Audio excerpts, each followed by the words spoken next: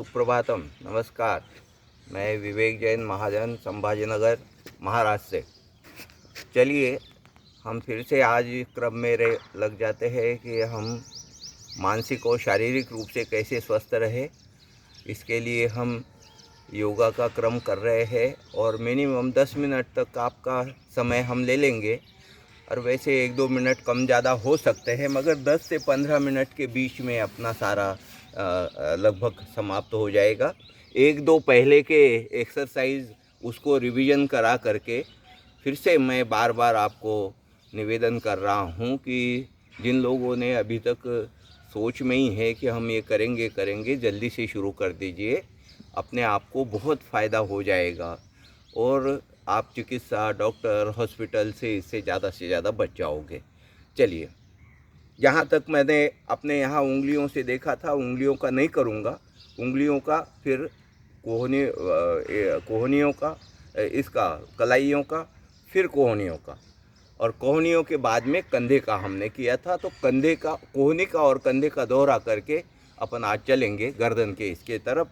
तो इसमें तो देखिए, जैसे वेट लिफ्टिंग होता है कोहनी में, तो उस तरह से मैंने बताया था, ज़्यादा टाइट रखना है और अपनी इसमें पूरक रेचक कुंभक का आपको ध्यान रखना है। देखो, ऐसे धीरे धीरे आपको ऊपर लेना है सांस छोड़ते हुए, और फिर यहाँ सांस लेते हुए नीचे आना है। देखो, एक बार और कर लेता हूँ बिना बोले, आप ध्यान से देखिए।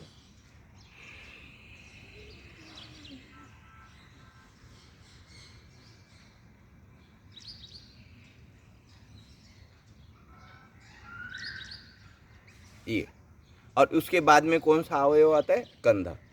आप ज़रूर विश्वास रखिए, आपके सारे शरीर के एक्सरसाइज या सारे बॉडी को रिलीज़ करने वाले, आराम देने वाले एक्सरसाइज आपको मैं बता रहा हूँ। ये सूक्ष्म योग क्रियाओं का दौर अपना चल रहा है। उसके बाद में हमारे कंधे आते हैं। कंधे के लिए मैंने कल बताया था, परसों। देखिए, ये पूरा राउंड लेना है क्लॉकवाइज। ये यहाँ भिड़ेगा, ये एक 5 बार, कम से कम मिनिमम 5 बार इसको एंटी क्लॉकवाइज 5 बार करेंगे। ओके। कंधे के बाद में बहुत महत्वपूर्ण, कंधा हर, वैसे तो देखा जाए तो शरीर का हर एक अंग अपने आप में मजबूत होता, महत्वपूर्ण होता है, और हर एक अंग मजबूत और व्यवस्थित होना चाहिए।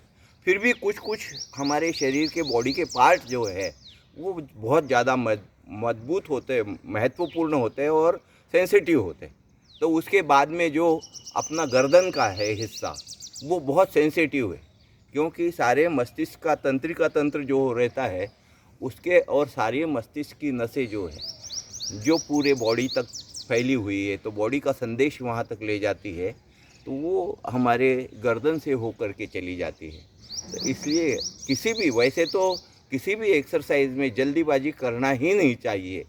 जल्दीबाजी करने से उसको लाभ की जगह नुकसान हो सकता है। फिर भी मैं इससे लिए निवेदन कर रहा हूँ कि इसमें तो बिल्कुल जल्दीबाजी नहीं करनी चाहिए। देखिए, इसको मैंने कल बताया था, 5 बार क्लॉकवाइज, 5 बार एंटी क्लॉकवाइज। सबसे पहले हम थोड़ी यहाँ रखेंगे, और देखिए अब मैं चुपचाप कर रहा हूँ, बहुत धीरे धीरे उसको घुमाना है। इसमें ध्यान ये रखना है कि हम आंखें बंद नहीं करेंगे। ज़्यादा ज़ोर से करेंगे, आंखें बंद रखेंगे, हो सकता है आंखें खोलने के बाद में आपको चक्कर सा महसूस हो जाएगा। तो इसलिए ये काम नहीं करना है इसके साथ में। और बहुत धीरे धीरे इसलिए कह रहा हूँ कि नसों के, जो गर्दन की नसें हैं, वो अपने आप में हमारे पूरे बॉडी को और मस्तिष्क को जोड़ने वाली होती है, बहुत महत्वपूर्ण होती है। उसमें किसी प्रकार का कोई नुकसान या कोई ये नहीं होना चाहिए, नुकसान मतलब परेशानी नहीं होनी चाहिए। चलिए, यहाँ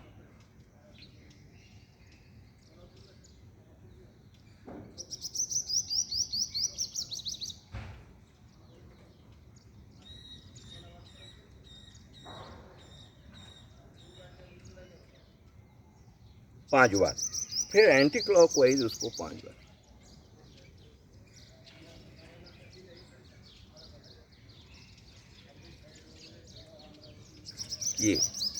ये यहाँ तक अपन कल आए थे। अगला व्यायाम हम देखेंगे अब गले का, गर्दन का तो हो गया, मगर गले का क्या करें? थायराइड वगैरह कई लोग कहते, कई लोग मुझे, मेरे मित्र है या मिलने वाले हैं, कहते, कोई लोग कहते हैं थायराइड का बताओ, कोई कहता है पैर का बताओ, कोई कहता है पेट का एक्सरसाइज बताओ, कोई कहता है मोटापा कम करने का। अरे भाई, मैं कहता हूँ कि आप तो लग जाइए योगा में, सब कुछ कंट्रोल हो जाएगा, कोई नहीं बचेगा, हार्ट भी कंट्रोल हो जाएगा, सब सब, किसी तरह की कोई बीमारी नहीं रहेगी।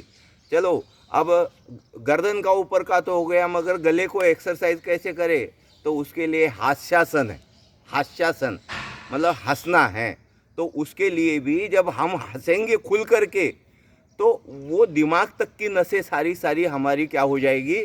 फ्री हो जाएगी। चलो, पहले हास्यासन बताते हैं। गले के लिए भी फ़ायदेमंद है, हमारे चेहरों के लिए भी फ़ायदेमंद है, और सारे दिमाग की नसों को भी फ़ायदेमंद है।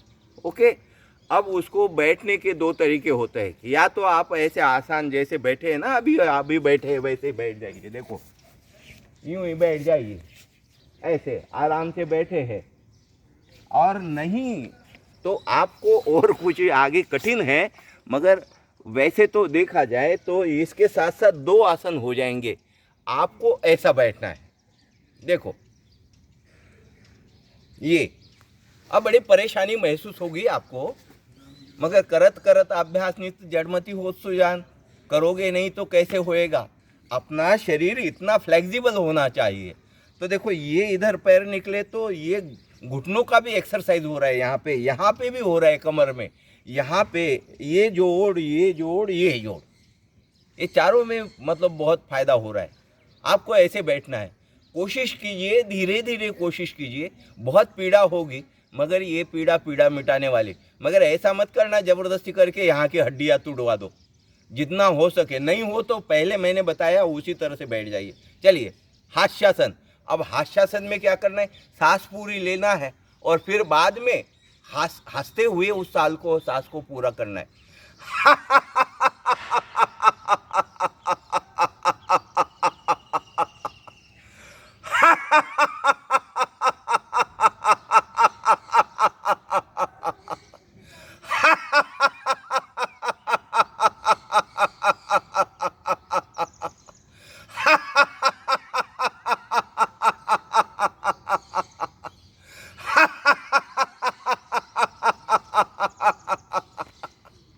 देखिए, इसका इतना फायदा है। गला तो पूरा साफ हो ही रहा है, साथ साथ में चेहरे पे भी मतलब जो है वो ब्लड सर्कुलेशन ज़बरदस्त हो जाता है। और इसका कंपन जो है, इसका कंपन हमारे फेफड़े, हार्ट तक पहुंच जाता है, वहाँ भी ब्लड सर्कुलेशन अच्छा होता है। और इसका कंपन हमारे दिमाग के हर एक नस तक, यहाँ तक पहुंच जाता है। कानों के लिए भी बहुत फ़ायदा है। तो बहुउपयोगी, मुख्य रूप से गले का एक्सरसाइज, यही तो इसकी विशेषता है। अंदर बाहर हड्डी के जोड़ नहीं हो, वहाँ भी तो अंदर बाहर आते वगैरह सब कुछ एक्सरसाइज आपको मिल जाएगा। तो यहाँ तक अपन ये करते हैं। ज़्यादा मैं कुछ नहीं बताऊँगा, एक एक ही बताऊँगा। आपके जमलिंग नहीं हो, ये करूँ उसमें हर रोज़ एक एक्सरसाइज बढ़ेगा। एक दो एक्सरसाइज पहले के उसको रिपीट करूँगा, रिवीजन करूँगा, और इसके फ़ायदे बहुत है। खाली गला तो मुख्य है ही है, साथ साथ में अगल बगल में मैंने जैसे बैठने के लिए कहा था, उसके लिए घुटने के लिए, एड़ियों के लिए, यहाँ के हड्डियों की जोड़ के लिए फ़ायदा तो है ही है। साथ साथ में गले का एक्सरसाइज तो हो ही रहा है।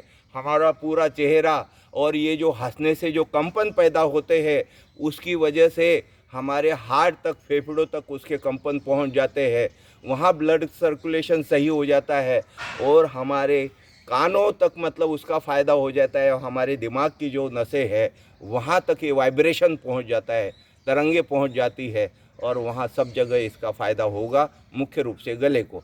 चलिए, बराबर बने रहिए, छुट्टी मत कीजिए, और जब मतलब निरंतर रूप से योगा कीजिए, स्वाध्याय कीजिए। स्वस्थ रहिए, मस्त रहिए। नमस्कार, कल फिर मिलेंगे।